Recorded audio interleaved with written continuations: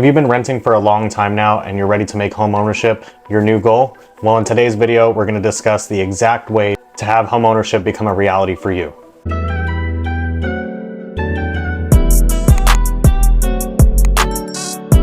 My name is Tanner Schumann. I'm with Rustic Oak Real Estate. I'm a realtor out here in Central Texas. I help people buy, sell, lease, and invest. If you'd like to work together, all my info is going to be down in the description below, and I look forward to hearing from you. But when purchasing your first home, the first thing you're going to need to assess is your financial situation. Are you in a place to purchase your first home? There's a lot more costs that go into purchasing your first home rather than renting. If anything breaks down, you're responsible for it. So there's a lot more that goes into it than just paying a landlord each month. However, there's a lot more benefits that go into it as well. When thinking about purchasing your first home, you need to make sure that your credit is up to date. So your credit score is going to be a vital part in determining your interest rate and how good of a loan you're able to receive. The usual minimum credit score to apply for a home loan is going to be around 620. However, you can get by with lower credit scores depending on which ones you go through, but 620 is usually going to be the minimum that you need to at least purchase a home and get a home loan. Next, you're going to need to determine how much do I need to put down in order to purchase this home. So most people are going to tell you that you're going to need at least 20% to purchase a home. However, that's not true in most cases. There are several different types of loans that you can try to apply for, but the most common ones are going to be 0 down with a VA loan, 3% with a conventional loan, 3.5% with an FHA loan, and then it goes up from there. So your monthly payment is going to be determined on basically how much you put down on your house. The more you put down, the cheaper you're going to have to pay monthly.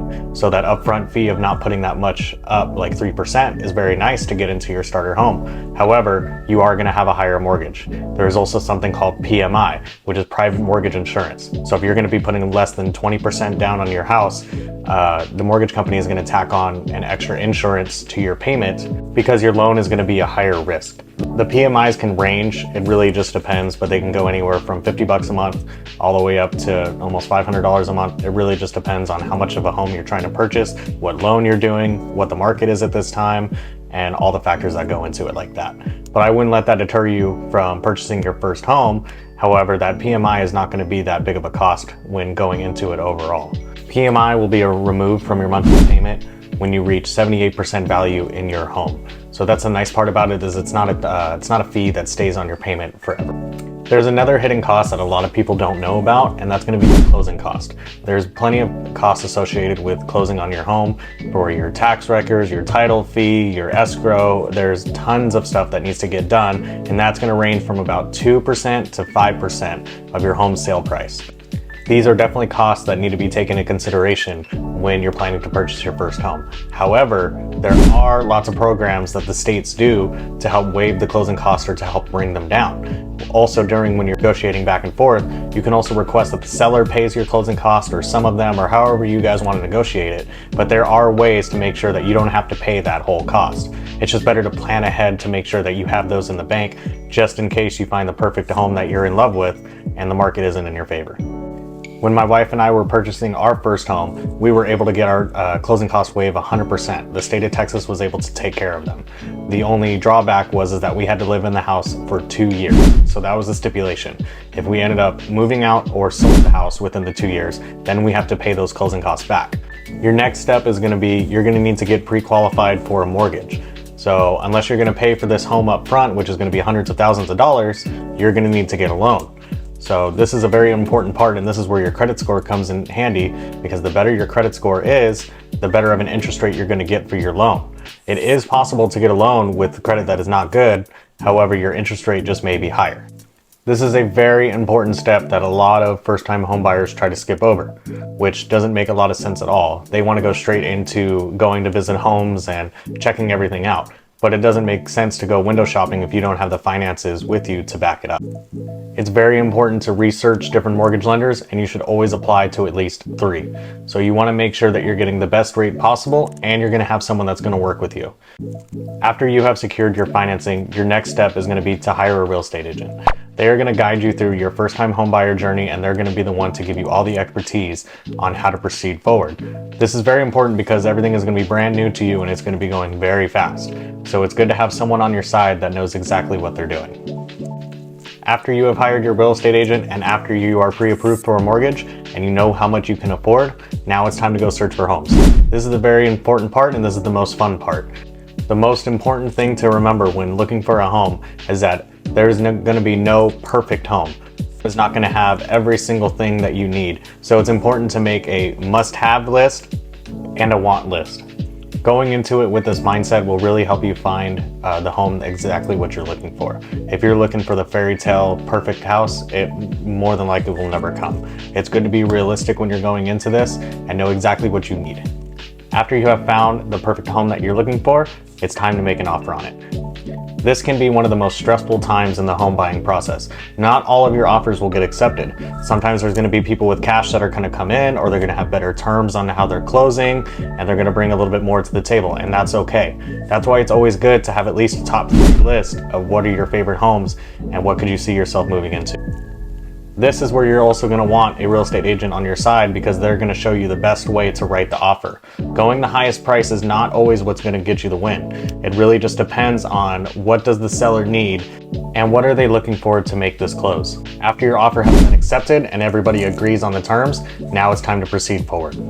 Your next step is going to be to get a home inspection. This is going to be a part that you never want to skip, whether it's a resale home or a new construction home. A home inspector is going to be a non-biased third party who's going to come in there and tell you exactly what is wrong with the home.